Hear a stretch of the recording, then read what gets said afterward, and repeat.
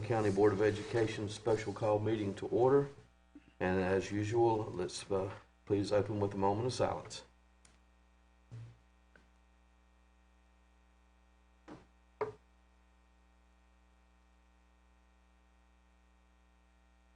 Thank you. And at this time, I'll recognize Mr. Remy Robinson for Pledge of Allegiance. Attention, salute, pledge. I pledge allegiance to the flag of the United States of America and to the republic for which it stands, one nation, under God, indivisible, with liberty and justice for all. Thank you. Board members, you've had the opportunity to review the agenda. Do I have a motion to approve? So moved. Second. Have a motion and a second. Any conversation? All those in favor, please say aye. Aye. Anyone opposed, please say no. Motion carries. Okay. I'll recognize Ms. Jessica Anderson, the Director of Accountability, for proposed calendar changes. Good evening. Thank you. The first item we're going to look at is the letters training for elementary school teachers. So what we're looking at is building in 4 elementary only teacher optional work days, and they're color coded in yellow on the draft in front of you.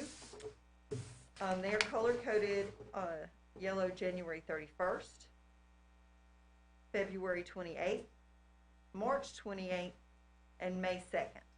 So the reason we're proposing these 4 elementary only work days is because of the letters training, which is part of a mandatory training that will take our elementary school teachers approximately 33 to 41 hours to complete just for the spring component. So we're trying to build in some days to actually get that training completed.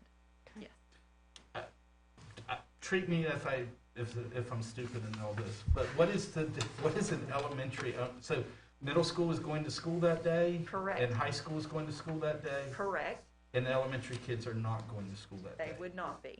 Okay. Teachers would be engaging in staff development, and this is the second slide for whomever's running. Because this training is only for elementary. Correct. Thank you.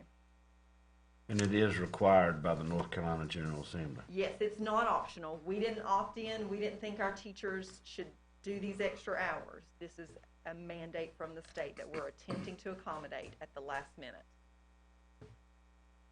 So one of the questions that has come up is what does that mean for instructional hours? Because we function on 1,025 hours of instructional hours. This would bring us down district-wide to 18.25 hours, or approximately 3 days of banked instruction time in the event of inclement weather. So, should we have inclement weather exceeding 3 school days, the March 28th day would revert to an instructional day for elementary schools. Dr. Curry is also going to share a proposed plan with you about how the work days that we're building in will be used, meaning how we'll divide up the sessions that are required for staff development. Any questions regarding those 4 days for elementary only? Certainly.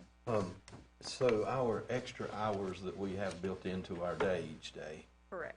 that would only offset one of those days? In other words, if we had 3 or more than 3 of bad weather, we could put 3 of those back in. So we're still that close on our time from an hourly basis. We are.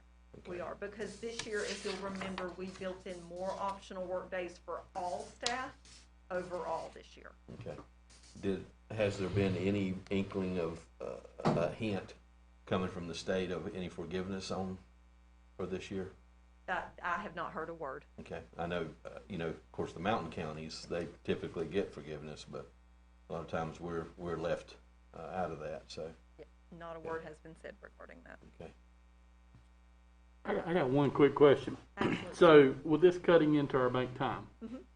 with our middle and high school still being in school, So that's how it works when you submit calendar hours. It works as a district.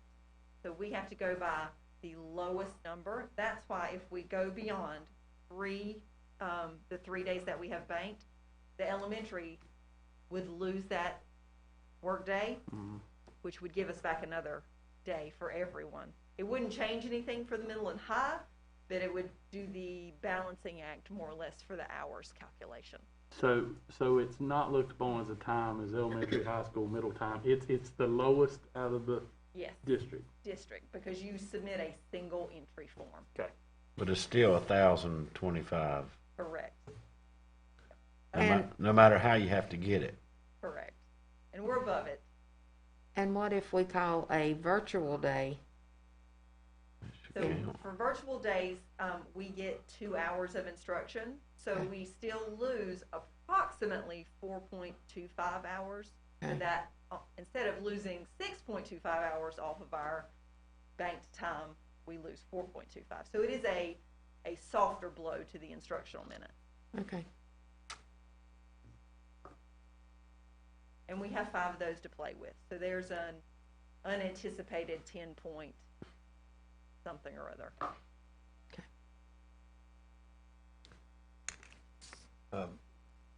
One of the things that still points to me is that I wish we could come up with, this isn't really relief, because these are days that we're forcing them to have continuing ed, basically. Correct. It's not, And- yeah. Yeah, but, man, at some point, something's gotta give about either the state requirements or the way they fund us or something, because the elementary teachers, I know all teachers are stressed, but elementary teachers, the general public may not realize, but we basically don't have assistants anymore. We have very few, and our elementary teachers do not have a planning period, so they basically don't have a break all day long.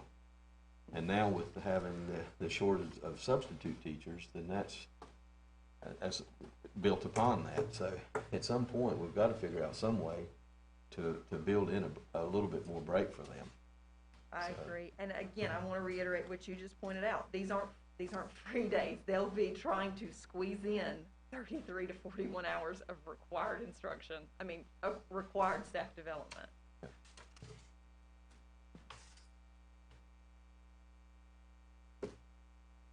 Any more questions on that component? Okay, and then the second item on the calendar is just a quick proposal to change. January 4th, 2022 is currently an optional teacher workday for everyone.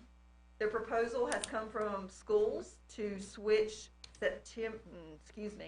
November 12th, 2021 to an optional teacher workday, and then make the January 4th optional teacher workday a regular instruction day. This puts an optional teacher workday after the holiday on the 11th. That makes sense. Schools were solicited for feedback after the proposal was made, and all schools were in favor of this. Okay. Those are the calendar change proposals. Any questions on either? At this point, if there are no further questions, I do seek your approval of the proposed changes. Move Any to other approve questions? the amended calendar. Second. Okay, we have a motion and a second. Any discussion? Everyone in favor, please say aye. Aye. Anyone opposed, please say no. Motion carries. And thank you for the work with this. It's never ending on the calendar anymore. I thought we wouldn't have to see each other so much regarding the calendar, but it's my pleasure. Thank you for your time. Thank you. Thank you. All right, at this time, the board will go into closed session by pursuant to North Carolina General Statute 143-318.11A6. Do I have a motion? So move. Second. Any discussion? Everyone in favor, please say aye. Aye. Everyone opposed, say no. Motion carries.